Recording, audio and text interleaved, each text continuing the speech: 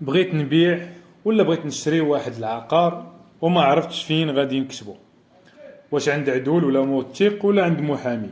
في هذا الفيديو غادي نهضروا على الفرق بين العدول والموثق. السلام عليكم، معكم عصام وكيل عقاري. الا بغيتي تشري شي عقار في سيدي علال البحراوي ولا سلا، تواصل معنا وغادي نعرضوا عليك العقارات اللي عندنا ودرنا عليهم بحث ما فيهمش المشاكل. كذلك تنقدموا لكم الارشاد والدعم خطوه بخطوه باش نساعدوكم على تجنب الاخطاء. يجب الاخذ بعين الاعتبار ان كل واحد من هاد المهنيين العدول ولا النوطير عنده دور محدد ومسؤوليات تختلف على الاخر، واختيار الشخص المناسب تعتمد على الطبيعه القانونيه اللي انت محتاجها. وكاين قاسم مشترك بين العدول والموثق. الموثق هما بجوج تيخدموا عقود رسميه، يعني ما يمكنش يطعن فيها اي واحد الا بالزور، واي وثيقه تصدروها هي وثيقه رسميه معترف بها من طرف جميع المؤسسات ديال الدوله. وصعب جدا طعنوا في رسميه العقود اللي تيحرروها، لحقاش المساطير جد معقده وماشي في مصلحتهم يخدموا عقود مزوره بسبب بسيط، هي المسؤوليه القانونيه اللي تتحملوها. بالنسبه للموثق يجب عليه قانونيا باش يدير بزاف ديال الاجراءات القانونيه.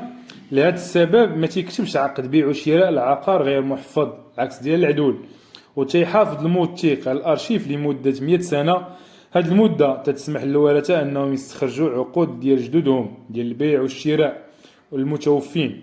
كذلك الا كان العقار عليه ضرائب راه ما غاديش يكمل في الاجراءات حتى تصفى الوضعيه القانونيه لهذاك العقار.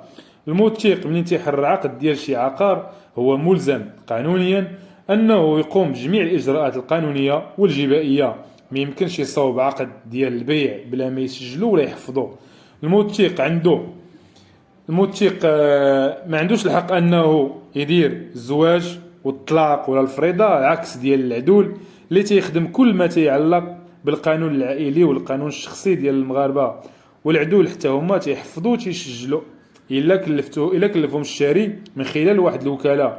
الساده العدول تيوثقوا اكثر من 70 نوع من العقود بما فيهم المنقولات ديال البواخر والسفن. وتيبقى العقد الاسمى اللي وثقوه الساده العدول هو عقد البيعه بين الرعايا والملوك العلويين. اصلا العدول في العقود ديال المجال الحضاري حين تتربطهم من قديم الزمان واحد العلاقه ديال الاحترام. العدول بكري كانوا من المقربين الملوك والسلاطين، كانوا قضاة، كانوا فقهاء، وعندهم واحد السمعة طيبة بين الشعب. وكاع العقود اللي كانوا بكري كلهم سواء في المجال الحضاري قبل ما يكونوا في المجال الحضاري كانوا في هذه الوقيته راه كانوا في المجال القروي، كانوا كتبوهم الساده العدول. الفيديو المقبل غادي نتكلموا على معلومات مهمه ان شاء الله. بالضبط ما عرفتش، ترحب باي موضوع في الكومونتير ونديروا عليه بحث ونقدموه لكم. واللي عنده ما يضيف يقول لنا باحترام، واللي بغى يبارطاجي معنا شي حاجه وقعت ليه في المجال ديال العقار يكون لي الشرف انني نقولوا. كان معكم عصام وكيل عقاري بمدينه سلا. المهمه ديالنا هي التسويق العقاري، اشراف على البيع والوساطه العقاريه.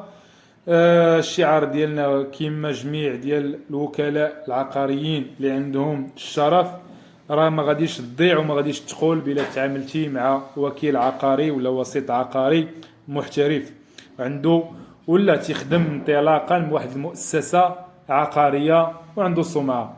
السلام عليكم ورحمه الله وبركاته.